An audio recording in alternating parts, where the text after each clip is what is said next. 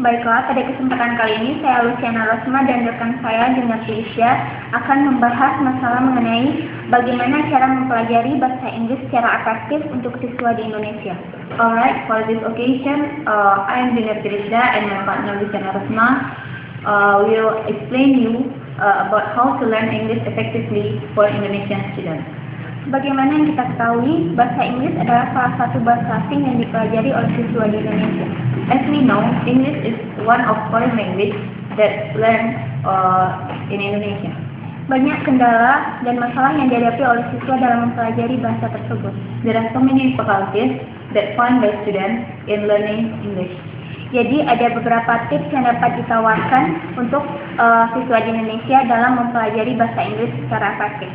There are some tips that can solve this problem. Yang pertama, ciptakan suasana belajar yang nyaman. The first tip is create a comfortable atmosphere for learning. Suasana yang nyaman dan tenang akan meningkatkan daya konsentrasi dan kemampuan otak dalam menyerap materi yang dipelajari. The comfortable atmosphere will increase our concentration and also the ability of the brain to absorb the material that studied.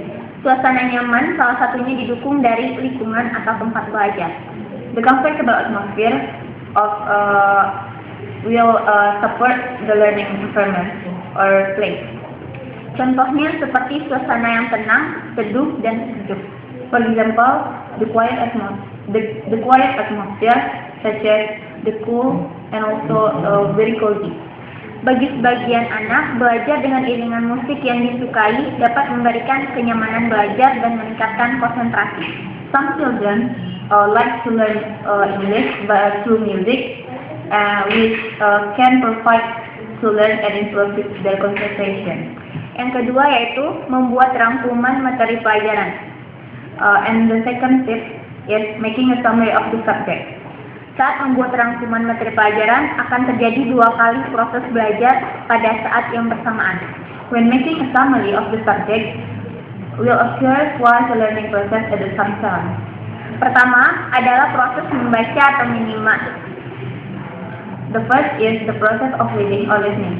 Kedua adalah proses berpikir dan menulis. And the second is the process of thinking and writing. Dengan 2 hal tersebut, belajar akan jauh lebih efektif bagi anak. With these 2 things, will be much more effective learning for the children. Rangkuman materi pelajaran ini juga dapat dibuka kembali sewaktu-waktu untuk menyegarkan ingatan akan materi pelajaran yang akan dipelajarinya, yang pernah dipelajarinya.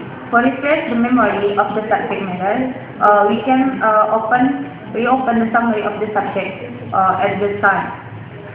Yang ketiga yaitu tidak lama tapi rutin. The third is not long but routine. Belajar secara singkat tetapi dilakukan secara rutin jauh lebih efektif dibanding belajar yang tidak rutin meski waktunya lama. Learning in the short time but routine is more effective than learning for a long time but not routine. Apalagi jika hanya sekali belajar dengan waktu yang sangat lama.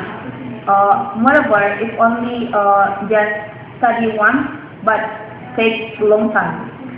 Bukannya akan menyebabkan pelajaran itu lebih efektif, tapi malah membuat bingung dan terganggunya stamina. It will not make the effective learning, but can damage our stamina. Yang keempat yaitu belajar sambil praktek. The fourth is learning as practice. Belajar sambil praktek memang membutuhkan waktu yang relatif lebih lama. Learning while practice does require a relatively longer time. Namun dalam hal efektivitas, hal ini tidak perlu diragukan. But in the terms of effectiveness, it needs not be doubt. Pemahaman yang didapatkan melalui pengamatan langsung ataupun praktek akan lebih sulit terlupakan. Understanding through direct observation or practice will be more difficult to forget. Dan yang terakhir yaitu belajar bersama. And the last one is learning together. Belajar bersama atau belajar kelompok mempunyai banyak manfaat. Learning together or group learning has so many disadvantages. Selain mampu menciptakan suasana belajar yang nyaman dan rileks, dengan berkumpul bersama teman-teman akan memperbesar akses untuk bertanya jika suatu ketika mengalami kesulitan dalam belajar. Besides being able to create a learning atmosphere that it is comfortable and direct, with friends, we can discuss about the difficulties that we find in the learning. Dengan itu, belajar berkelompok jauh lebih efektif ketimbang belajar sendiri. Because of that, the group learning is much more effective than studying alone. Hanya itu, sekian seminar kami. Terima kasih. That's all for our seminar. Thank you.